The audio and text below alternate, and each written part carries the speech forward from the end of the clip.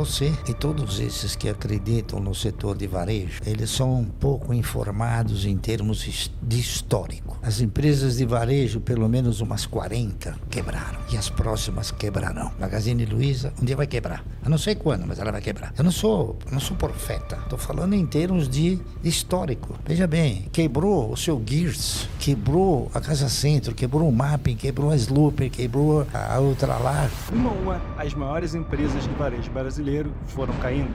Só nos últimos anos a gente viu a ex-mulher mais rica do Brasil implorando para as pessoas irem comprar em sua loja. A gente aguarda vocês. Vá o mais rápido possível numa nossa loja, por favor. Descobrimos um calote bilionário da empresa do homem mais rico do país e por uma série de motivos o governo tem tentado taxar os produtos da Shein, Shopee e AliExpress. Para explicar como a gente chegou até aqui, eu vou contar a história dos 4 cavaleiros do apocalipse do varejo: Ricardo Eletro, Magazine Luiza, Americanas e Shein.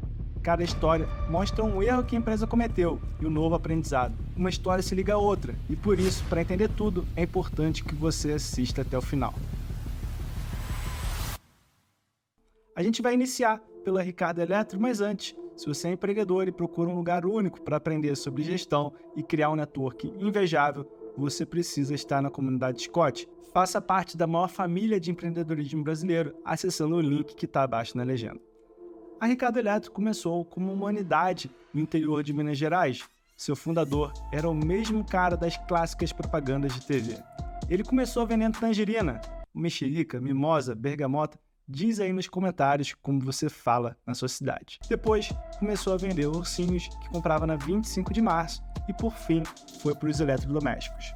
Com o tempo, eles foram investindo na criação de novas unidades e foram adquirindo novas empresas até se tornarem a segunda maior varejista do país, atrás apenas do Pão de Açúcar. Agora, eles não eram mais a empresa Ricardo Eletro, e sim uma holding chamada Máquina de Vendas. Isso até chegar em 2014, o ano do 7-1, o segundo mandato da presidenta Dilma e a recessão nos próximos anos desse mandato. Desde 2014, a Ricardo Eletro registrou prejuízo todos os anos. Adquirir novas empresas para aumentar a escala era uma ótima estratégia. O problema é que era uma ótima estratégia para a época em que não existia internet, e ela estava chegando no Brasil junto de players como a Amazon e outros e-commerce. E olha, não fui eu que disse que isso seria um problema, foi o próprio Ricardo. Escuta só o que ele falou. Tava claro que o mercado ia mudar todo para digital e que ia chegar praise aqui, que o negócio não era nem mais lucro, é lead, por exemplo. Então, talvez um cara desse marketplace da vida aí, ele não tá preocupado com lucro, tá preocupado em botar lead para dentro para amanhã. Quanto mais lead põe, mais valoriza na bolsa e mais ele consegue valorizar na bolsa. Então ele vai lá e vende um pedacinho, põe 5 milhões no caixa, 5 bi no caixa e vai tocando o negócio e o negócio não dá lucro. Eu, por exemplo, tinha clareza que esse mercado ia mudar. Então a gente tinha que fazer 2 caminhos. É vender ou então abrir capital para fazer esse mesmo jogo. Então você saiu na hora certa e hoje você tá ensinando a galera. Então eu vi na hora, vai acontecer isso, vai acontecer. E aconteceu. É outro, como isso que eu falo? Por isso que eu falo, viver é diferente de falar. Quando você tem, por exemplo, vamos supor que você tem aí hoje 30, 40 anos de mercado, um concorrente seu com faculdades, tudo presencial. Nunca existiu digital. Aí do dia pra noite, igual você falou, vira pro digital. Esse cara, ele tem uma despesa montada, ele tem a construção dos prédios, ele tem 40, 20 mil funcionários. Tem os elefantes brancos. Você acha que um cara desse desmobiliza do dia pra noite? Esse cara vai ser o que mais vai sofrer. Antes, se você quisesse chegar no público comprador de outro lugar, você precisaria de uma loja nesse lugar, o que significava mais gastos. Então, as aquisições que serviram para aumentar as vendas da holding acabaram trazendo mais endividamento por causa dos custos para comprar as empresas e de manter esses locais, o que deixou ela mais vulnerável a outras crises. Entre 2015 e 2018, 600 lojas foram fechadas. Em 2019, a dívida batia 2,5 bilhões de reais e a empresa entrou em uma recuperação extrajudicial. Em 2020, o fundador Ricardo Nunes foi preso em uma operação de combate à sonegação fiscal e lavagem de dinheiro. E problemas como esses são especialmente ruins se você é uma empresa que precisaria da ajuda de novos investidores para se recuperar. Isso também deixou a imagem do fundador desgastada E como você deve se lembrar, a imagem dele era bastante usada nas propagandas da empresa. Como se já não estivesse ruim o suficiente, em 2020 também veio a pandemia, que diminuiu 92% o faturamento da empresa nos primeiros meses. A Ricardo Eletro antes era a segunda maior em quantidade de lojas. Hoje sobrevive apenas com as vendas do seu e-commerce. Só em 2022, a justiça decretou a falência deles 3 vezes e as 3 foram revertidas. O erro mortal do Ricardo Eletro foi não estar pronto para as mudanças econômicas, não conseguir se adaptar à chegada da internet e por tornar a imagem do seu fundador tão importante nas propagandas. E 2020 nos leva ao segundo cavaleiro do apocalipse do varejo brasileiro, a Magazine Luiza. A pandemia foi um desastre para a maioria das empresas, mas foi o período que tornou a Magalu a maior varejista do país. Ela sempre esteve entre os líderes do varejo, só que em 2020 foi colocada no topo das empresas pelos investidores e pela mídia, mas na verdade ela só chegou no topo em 2020 por causa das sementes que plantou em 2014. Como eu falei, 2014 foi um péssimo ano para a economia brasileira e consequentemente para o varejo. No caso, as ações da Magalu até então nunca tinham passado de R$2. E enquanto a empresa ia tendo resultados negativos atrás de resultados negativos, o mercado estava cada vez menos acreditando no potencial dela. Foi quando eles criaram o Luiza Labs, um laboratório de tecnologia feito para trazer inovações para a Magalu. A presença digital hoje da Magalu só é tão forte graças ao trabalho que começou nesses laboratórios. Até que chegou 2020, o marketplace da Magalu fez 1,8 bilhão de vendas no segundo trimestre, um aumento de 214% em relação ao ano anterior. Durante essa época, as pessoas foram incentivadas ao máximo a não saírem de casa e por isso, quem estava bem posicionado no online viu seus números aumentarem. No caso, a Magazine Luiza chegou a crescer 49%. Só que esse crescimento não veio apenas das vendas online. Ela também se beneficiou de programas do governo que incentivavam o consumo, como o Auxílio Brasil, dos juros do país chegando à mínima histórica e das aquisições que eles estavam fazendo. Aliados a isso, a Magalu fez aquisições estratégicas muito relevantes, entre elas empresas de marketing como o portal Canaltech e influencers como o Jovem Nerd, a Estante Virtual e algumas empresas de logísticas financeiras, a Netshoes e várias outras. Mas vocês sabem que isso não é uma história de superação. E agora entra a parte que mostra o porquê de não ser. Lembra aquele carnezinho gostoso? Em prestações que você pode pagar. E a gente ainda vai dar um descontinho no juro, tá bom? A gente aguarda vocês. Vá o mais rápido possível na nossa loja, por favor. Aconteceu uma crise no mercado de semicondutores, os juros voltaram a subir e a desvalorização chegou a 90% desde a sua máxima. O mercado estava exageradamente otimista com a Magazine Luiza, precificando suas ações muito acima do normal, simplesmente por ser de tecnologia, ignorando todos os outros critérios relevantes na hora de precificar um ativo.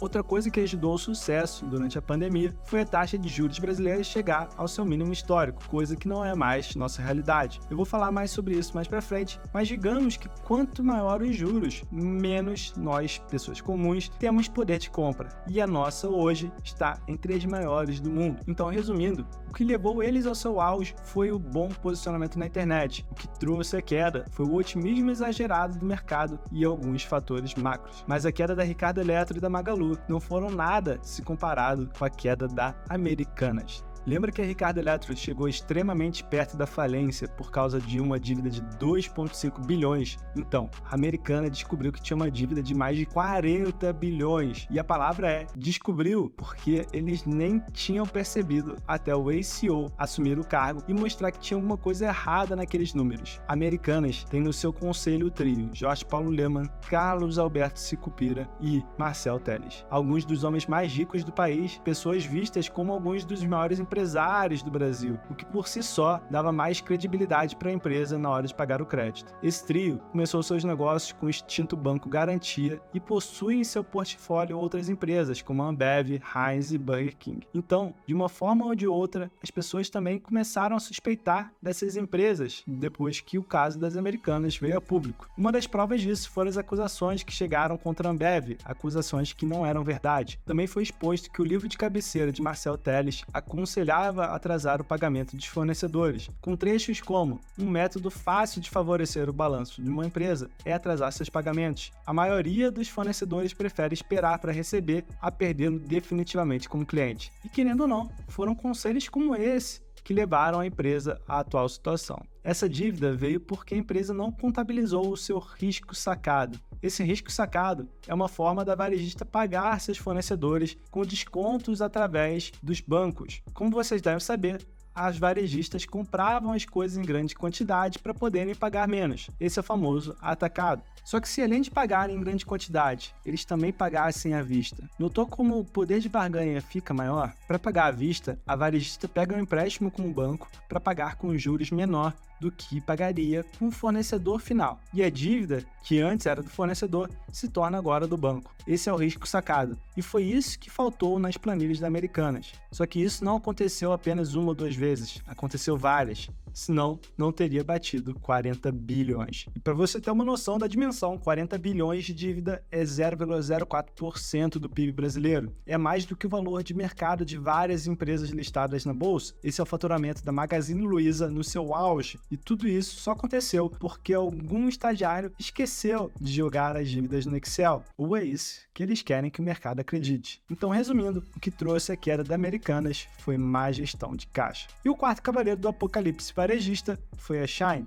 A Shein não registrou prejuízos ou fez o valuation de empresas diminuírem. A própria Shein foi o motivo de outras diminuírem o faturamento. Todas as empresas de fast fashion no país têm pesadelos à noite com a Shein. Tudo começou em 2008, no ano da crise do subprime. Eles começaram com um pequeno negócio em Guangzhou, na China, vendendo roupas para o mercado local. E hoje são um império global, com o seu fundador se tornando bilionário aos 38 anos de idade. Toda grande empresa precisa um dia renovar o seu público, o que é especialmente difícil atualmente, porque a Shein ganhou a geração Z através do TikTok. No varejo, ter canais de distribuição performando bem é extremamente importante. E a Shein dominou o canal que a geração Z está em peso graças às propagandas elaboradas pelos influenciadores digitais parceiros e às vezes até os não parceiros da loja. Outra prova da superioridade da Shein no mercado brasileiro foi o fato de eles terem se tornado o aplicativo mais baixado da Play Store entre os apps de lojas por alguns anos seguidos.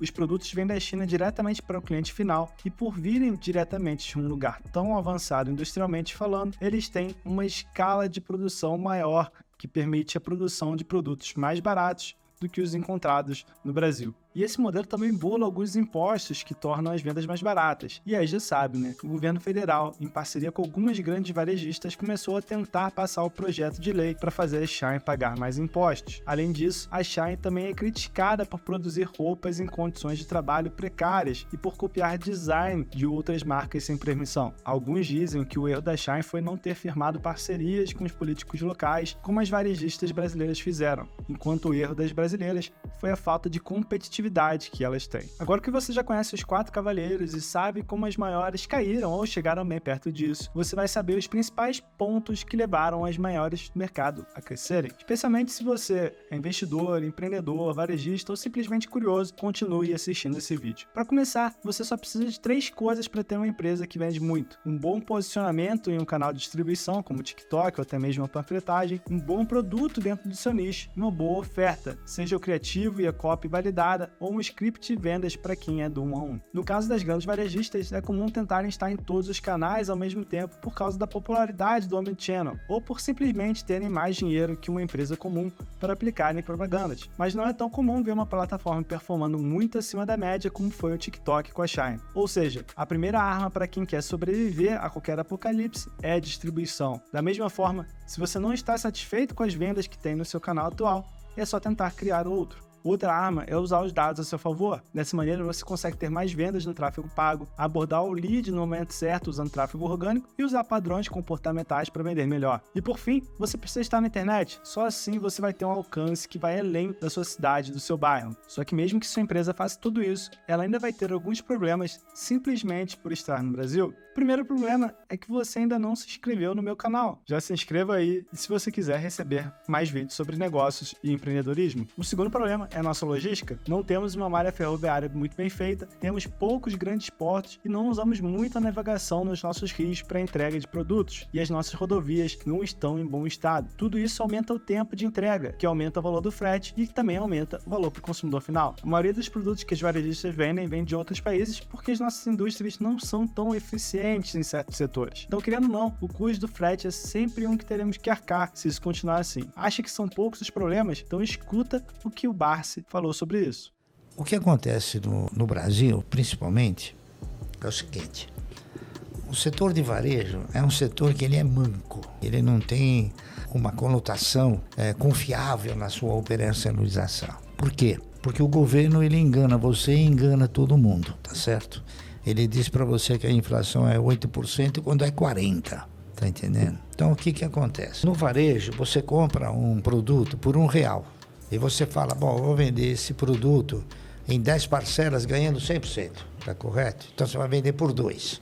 O que ocorre? Durante o transcorrer, a inflação ela corrói de uma forma vingativa, até eu diria. Então, quando chegou na metade do caminho, aquilo que você vai receber R$2 no fim da linha, você já tem que comprar esse produto por R$2. Então, o varejo é uma atividade que você tem que estar sempre aportando recursos, sistematicamente.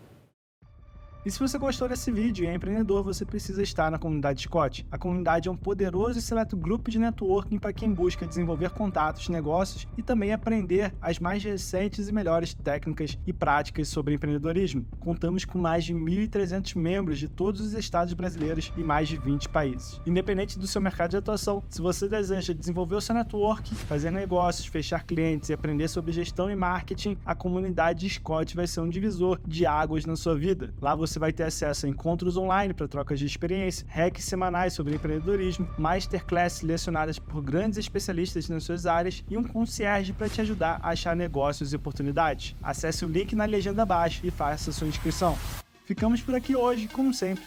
Muito obrigado por assistir.